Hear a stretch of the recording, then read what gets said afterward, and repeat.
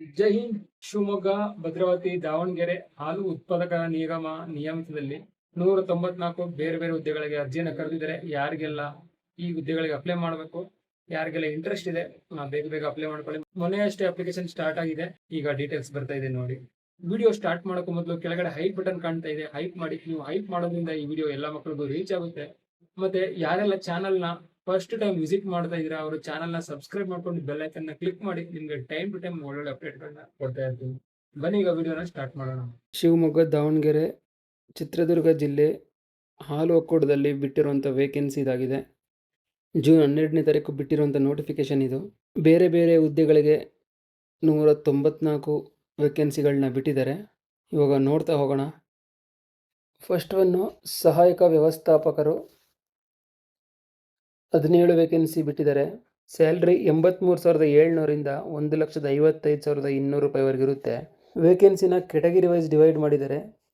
First one SC ಎಗೆ 1 vacancy, SCB 1 vacancy, SCC 1 vacancy, ST 1 vacancy, category 1 vacancy, 2A ಅದರಲ್ಲಿ ಹ್ಯಾಂಡಿಕ್ಯಾಪ್ಗೆ 1, ಅದರ್ಸ್ಗೆ 1,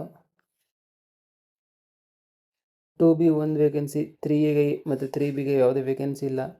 ಜನರಲ್ಲು ಮಾಜಿ ಸೈನಿಕ 2, ಫೀಮೇಲ್ಗೆ 3 vacancy, ಗ್ರಾಮೀಣ 1, ತೃತೀಯ ಲಿಂಗ 1, ಕನ್ನಡ ಮಾಧ್ಯಮ 1, ಯೋಜನಾ ಅಲ್ಪಸಂಖ್ಯಾತರು 1 ವೇಕೆನ್ಸಿ. ಟೋಟಲ್ಲು 17 ವೇಕೆನ್ಸಿ ಕರೆದಿದ್ದಾರೆ. Education qualification veterinary medical science ಮತ್ತು ಅನಿಮಲ್ ಹಸ್ಬೆಂಡ್ರಿ ಈ ವಿಷಯದಲ್ಲಿ BSc ಅಥವಾ AH ಡಿಗ್ರಿಯನ್ನು ಹೊಂದಿರಬೇಕು. ಯಾರಿಗೆ ಈ ಎಲಿಜಿಬಿಲಿಟಿ ಇದೆ ಅವರು ಈ ಹುದ್ದೆಗೆ ಅಪ್ಲೈನ ಮಾಡಬಹುದಾಗಿದೆ. ನೆಕ್ಸ್ಟ್ ಒನ್ನು ಸಹಾಯಕ ವ್ಯವಸ್ಥಾಪಕರು ಆಡಳಿತ, ಸ್ಯಾಲ್ರಿ 83,700ರಿಂದ 1,55,200ವರೆಗಿದೆ. Total vacancy 1. ಜನರಲ್ ಕ್ಯಾಂಡಿಡೇಟ್ಗೆ ಈ ವೇಕೆನ್ಸಿನ ಬಿಟ್ಟಿದ್ದಾರೆ. ಎಜುಕೇಷನ್ ಕ್ವಾಲಿಫಿಕೇಷನ್ನು ಮಾನವ ಸಂಪನ್ಮೂಲ ವಿಷಯದಲ್ಲಿ ಅಂದರೆ ಹ್ಯೂಮನ್ ರಿಸೋರ್ಸಸ್ನಲ್ಲಿ 2 ವರ್ಷಗಳ MBA ಜೊತೆಗೆ ಪ್ರತಿಷ್ಠಿತ ಸಂಸ್ಥೆಯಲ್ಲಿ ಆಡಳಿತ ನಿರ್ವಹಣೆಯಲ್ಲಿ 3 ವರ್ಷಗಳ ಸೇವಾನುಭವ ಮತ್ತು ಕಂಪ್ಯೂಟರ್ ನಾಲೆಡ್ಜ್ ಹೊಂದಿರಬೇಕು.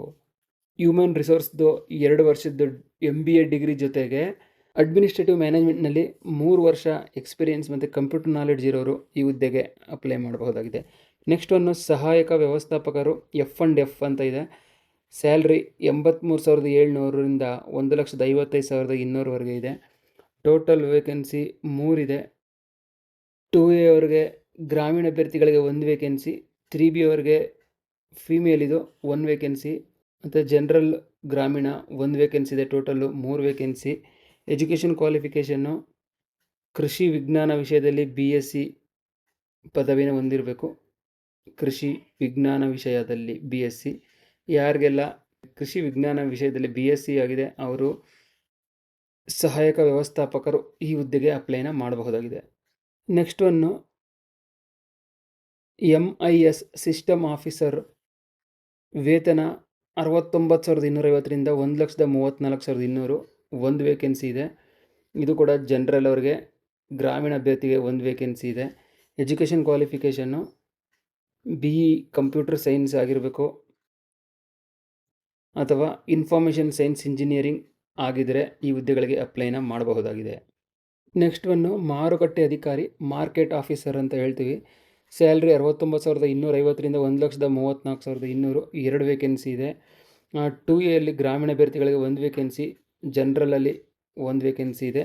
Education qualification BCom, BSc, BBM ಈ ಡಿಗ್ರಿ ಜೊತೆಗೆ ಹೆಸರಾಂತ ಸಂಸ್ಥೆಗಳಲ್ಲಿ ಮಾರುಕಟ್ಟೆಯಲ್ಲಿ 3 ವರ್ಷಗಳ ಅನುಭವದೊಂದಿಗೆ ಕಂಪ್ಯೂಟರ್ ನಿರ್ವಹಣೆ ಹೊಂದಿರಬೇಕು. ಅಂದರೆ BCom, BSc, BBM ಈ ಡಿಗ್ರಿ ಆಗಿರಬೇಕು. ಇದ್ರ ಜೊತೆಗೆ ಮಾರ್ಕೆಟಿಂಗ್ ಬಿಸ್ನೆಸ್ಸಲ್ಲಿ 3 ವರ್ಷದ ಎಕ್ಸ್ಪೀರಿಯೆನ್ಸ್ ಇರಬೇಕು. ಅದ್ರ ಜೊತೆಗೆ ಕಂಪ್ಯೂಟರ್ ನಾಲೆಡ್ಜ್ ಇರೋರು ಈ ಹುದ್ದೆಗೆ ಅಪ್ಲೈನ ಮಾಡಬಹುದಾಗಿದೆ.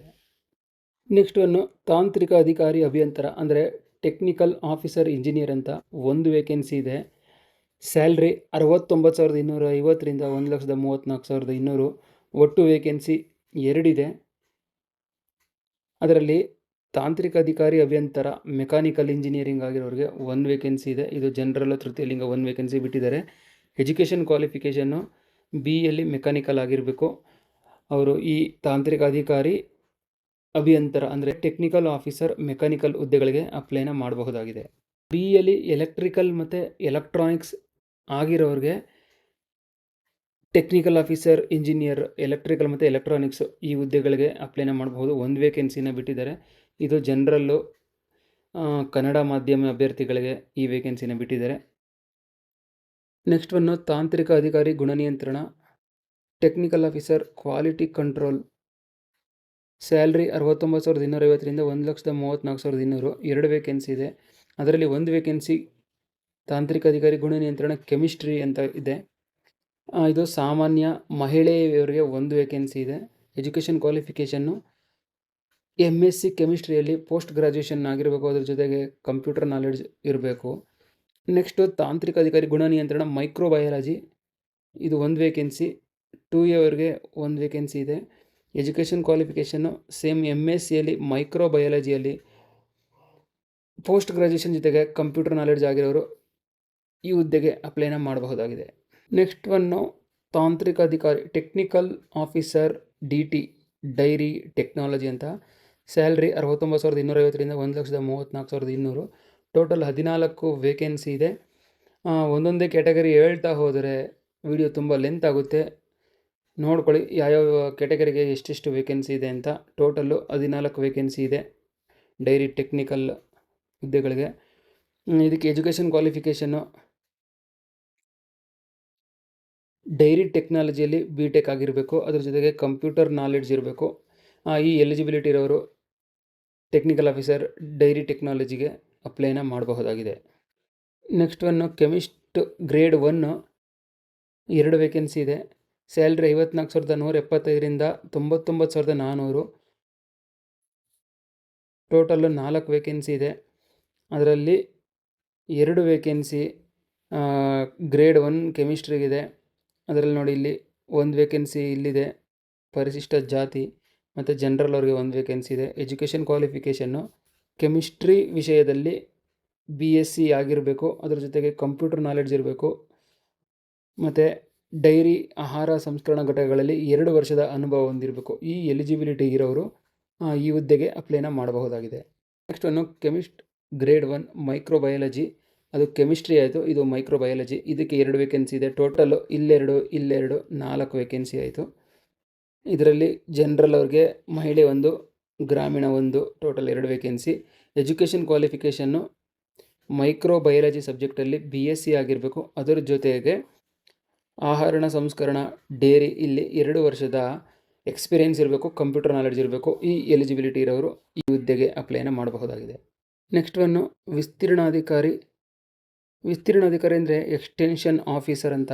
ಸ್ಯಾಲ್ರಿ 54,175ರಿಂದ 99,400 ರೂಪಾಯಿ ಇದೆ. ಟೋಟಲ್ ವೇಕೆನ್ಸಿ 17 ಇದೆ. ಇಲ್ಲಿ ನೋಡ್ಕೊಳ್ಳಿ ಯಾವ್ಯಾವ ಕ್ಯಾಟಗರಿಗೆ ಎಷ್ಟೆಷ್ಟು ಕೊಟ್ಟಿದ್ದಾರೆ ಅಂತ. 17 ವೇಕೆನ್ಸಿ.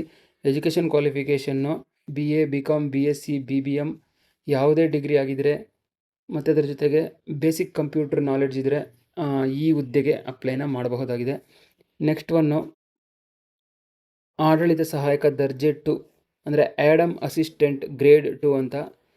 ಸ್ಯಾಲ್ರಿ 44,425ರಿಂದ 83,700 ಇದೆ. ಟೋಟಲ್ 17 ವೇಕೆನ್ಸಿ ಇದೆ. ಇಲ್ಲಿ ನೋಡ್ಕೊಳ್ಳಿ ಕೊಟ್ಟಿದ್ದಾರೆ ಕ್ಯಾಟಗರಿ ವೈಸ್ ವೇಕೆನ್ಸಿನ. ಎಜುಕೇಷನ್ ಕ್ವಾಲಿಫಿಕೇಷನ್ನು ಇದಕ್ಕೂ ಕೂಡ ಎನಿ ಡಿಗ್ರಿ ಅಥವಾ ಕಂಪ್ಯೂಟರ್ ನಾಲೆಡ್ಜ್ ಇರಬೇಕು. ನೆಕ್ಸ್ಟ್ ಒನ್ನು ಲೆಕ್ಕ ಸಹಾಯಕ ದರ್ಜೆ 2 ಅಂದರೆ ಅಕೌಂಟೆಂಟ್ ಗ್ರೇಡ್ 2. ಸ್ಯಾಲ್ರಿ 44,425ರಿಂದ 83,700 ಇದೆ. ಟೋಟಲ್ 12 ವೇಕೆನ್ಸಿ ಇದೆ.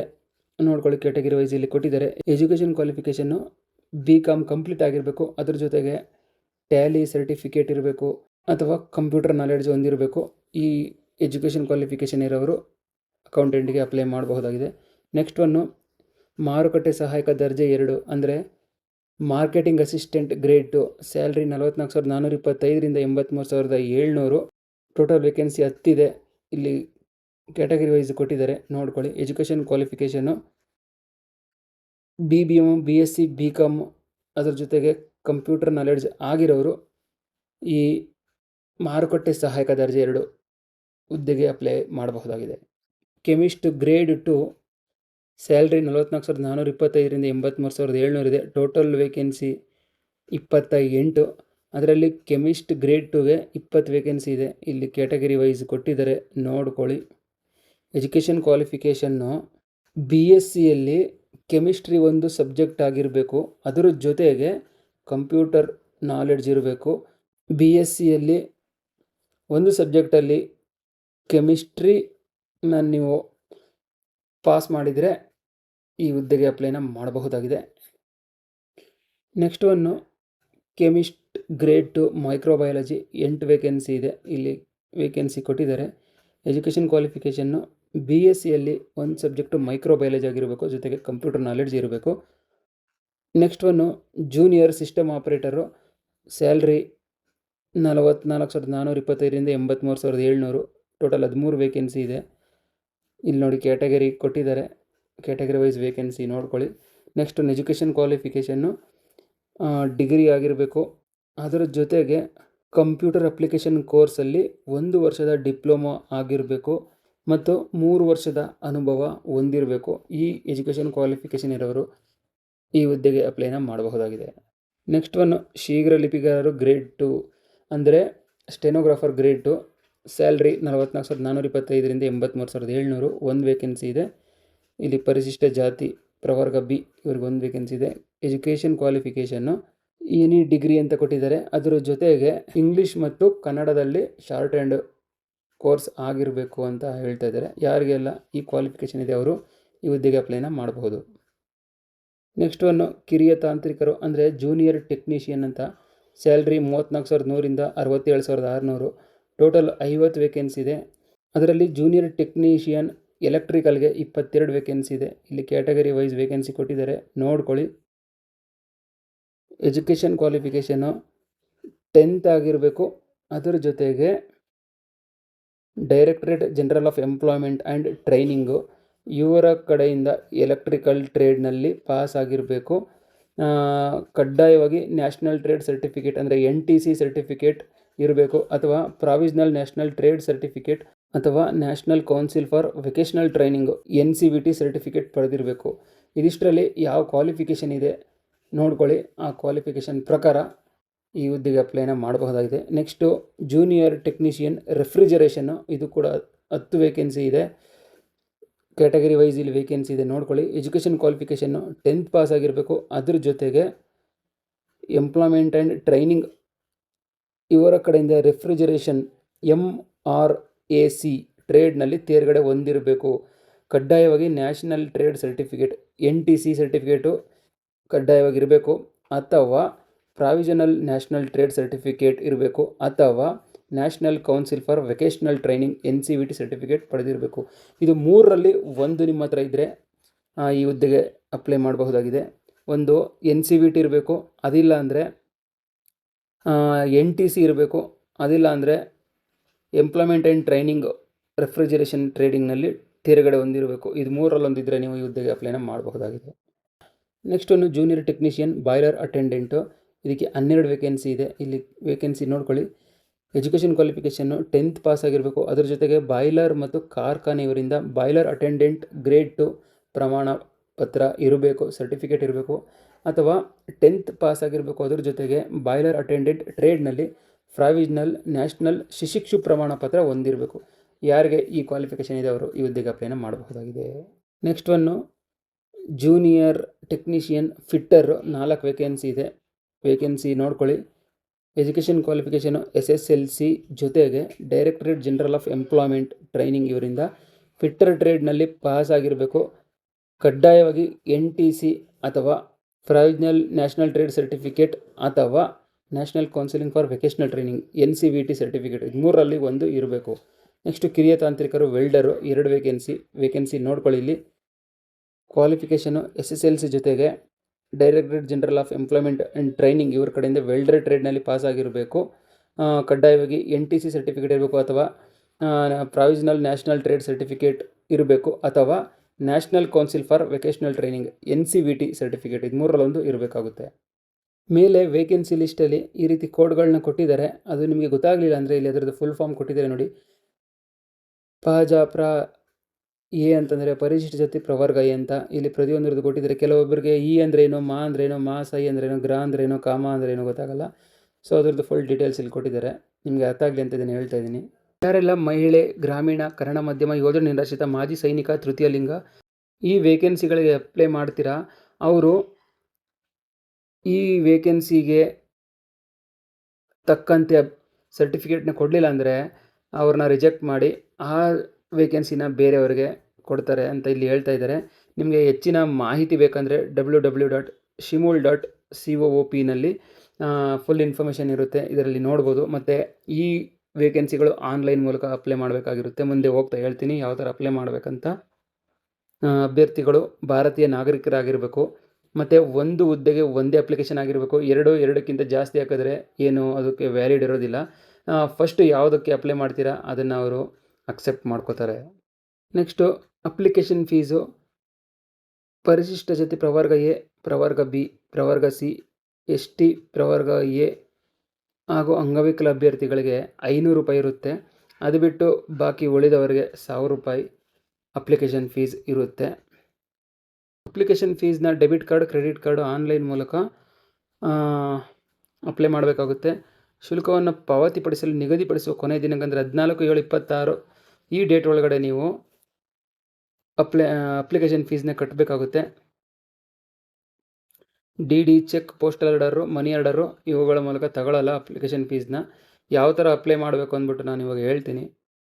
ಅಪ್ಲಿಕೇಶನ್ನು 14ನೇ ತಾರೀಕು ಸ್ಟಾರ್ಟ್ ಆಗಿದೆ. ಸಬ್ಮಿಟ್ ಮಾಡೋದಕ್ಕೆ ಮತ್ತು ಪೇಮೆಂಟ್ ಮಾಡೋದಕ್ಕೆ ಲಾಸ್ಟ್ ಡೇಟ್ ಬಂದು 14 ಜುಲೈ 2026. ಈ ಡೇಟ್ ಒಳಗೆ ಅಪ್ಲಿಕೇಶನ್ ಕೂಡ ಫಿಲ್ ಆಗಿರಬೇಕು. ಈ ಡೇಟ್ ಒಳಗಡೆ ಅಪ್ಲಿಕೇಶನ್ ಕೂಡ ಅಪ್ಲೈ ಆಗಿರಬೇಕು, ಜೊತೆಗೆ ಪೇಮೆಂಟ್ ಕೂಡ ಆಗಿರಬೇಕಾಗುತ್ತೆ. ಏನು ಎಜುಕೇಷನ್ ಕ್ವಾಲಿಫಿಕೇಷನ್ ನಾನು ಇವಾಗ ಹೇಳಿದೆ ನಿಮಗೆ, ಆ ಕ್ವಾಲಿಫಿಕೇಷನ್ ಎಲ್ಲ ಅಪ್ಲಿಕೇಶನ್ ಲಾಸ್ಟ್ ಡೇಟ್ ಒಳಗಡೆ ಕಂಪ್ಲೀಟ್ ಆಗಿರಬೇಕು, ಇಲ್ಲಾಂದರೆ ರಿಜೆಕ್ಟ್ ಮಾಡ್ತಾರೆ. ಮತ್ತು ಕನ್ನಡ ಭಾಷಾ ಜ್ಞಾನ ಇರಬೇಕು. ಕನ್ನಡ ಓದೋದು, ಬರೆಯೋದು, ಮಾತನಾಡೋದು ಇದೆಲ್ಲ ಕಡ್ಡಾಯವಾಗಿರುತ್ತೆ. ಇಲ್ಲಿ ಇಂಗ್ಲೀಷ್ದು ಏನು ಕೆಲಸ ಇಲ್ಲ, ಎಲ್ಲ ಕನ್ನಡದಲ್ಲಿ ಇರೋದ್ರಿಂದ. ಸೊ ನಿಮ್ಗೆ ಎಲ್ಲ ಕನ್ನಡದಲ್ಲಿ ಇರೋದ್ರಿಂದ ಕನ್ನಡದ ಭಾಷಾ ಜ್ಞಾನ ಚೆನ್ನಾಗಿರಬೇಕು. ಇಲ್ಲಿ ಶಿವಮೊಗ್ಗ ಮಿಲ್ಕ್ ಫೆಡರೇಷನ್ದು ಹೆಲ್ಪ್ಲೈನ್ ನಂಬರ್ ಕೂಡ ಕೊಟ್ಟಿದ್ದಾರೆ. ಏನಾದರೂ ಡೌಟ್ಸ್ ಇದ್ದರೆ, ಎಂಕ್ವೈರಿ ಇದ್ದರೆ ಈ ನಂಬರ್ಗೆ ಕಾಲ್ ಮಾಡಬಹುದು. ನೆಕ್ಸ್ಟು 14/7/2026 ಈ ಡೇಟ್ಗೆ ಏಜು ಪರಿಶಿಷ್ಟ ಜಾತಿ ಪ್ರವರ್ಗ ಎ, ಪರಿಶಿಷ್ಟ ಜಾತಿ ಪ್ರವರ್ಗ ಬಿ, ಪರಿಶಿಷ್ಟ ಜಾತಿ ಪ್ರವರ್ಗ ಸಿ, ಪರಿಶಿಷ್ಟ ಪಂಗಡ ಮತ್ತು ಪ್ರವರ್ಗ 1 ಇವರಿಗೆ 18ರಿಂದ 40 ಏಜ್ ಆಗಿರಬೇಕು. ಮತ್ತು ಎಕ್ಸ್ಟ್ರಾ 5 ವರ್ಷ ಸಡಿಲಿಕೆಯನ್ನು ಮಾಡಿದ್ದಾರೆ. ಟೋಟಲ್ಲು 45 ವರ್ಷ ಈ ಕ್ಯಾಟಗರಿಯವರಿಗೆ. ಪ್ರವರ್ಗ 2A, 2B, 3A ಮತ್ತು 3B ಈ ಹುದ್ದೆಗೆ 18ರಿಂದ 38, ಇವ್ರಿಗೂ ಕೂಡ 5 ವರ್ಷ ಎಕ್ಸ್ಟೆಂಡ್ ಮಾಡಿ 43 ವರ್ಷದವರೆಗೂ ಅಪ್ಲೈ ಮಾಡಬಹುದು.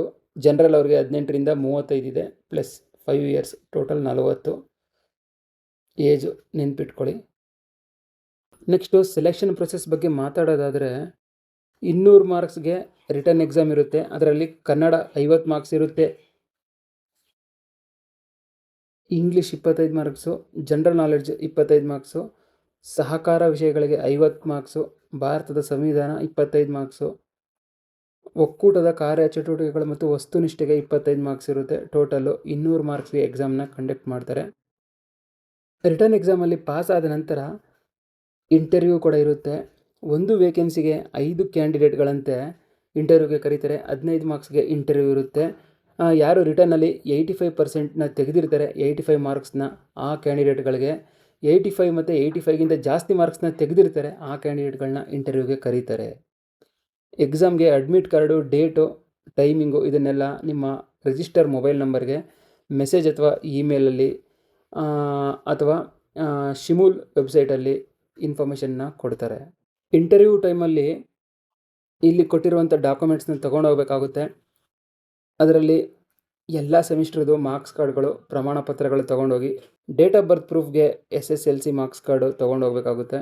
ಮತ್ತು ನೀವು ಯಾವುದ್ರಲ್ಲಾದರೂ ಮೀಸಲಾತಿ ಕೋರಿದರೆ ಕನ್ನಡ ಮಾಧ್ಯಮ, ಗ್ರಾಮೀಣ, ಮಹಿಳಾ ಇದಕ್ಕೆಲ್ಲ ಸರ್ಟಿಫಿಕೇಟ್ನ ತೊಗೊಂಡೋಗಿ, ಮತ್ತು ಎಕ್ಸ್ಪೀರಿಯನ್ಸ್ ಸರ್ಟಿಫಿಕೇಟ್ಗಳು ಇದ್ದರೆ ತೊಗೊಂಡೋಗಿ. ನೆಕ್ಸ್ಟ್ ಕಂಪ್ಯೂಟರ್ ನಾಲೆಡ್ಜು ಅದರದ್ದು ತೊಗೊಂಡೋಗ್ಬೇಕಾಗುತ್ತೆ.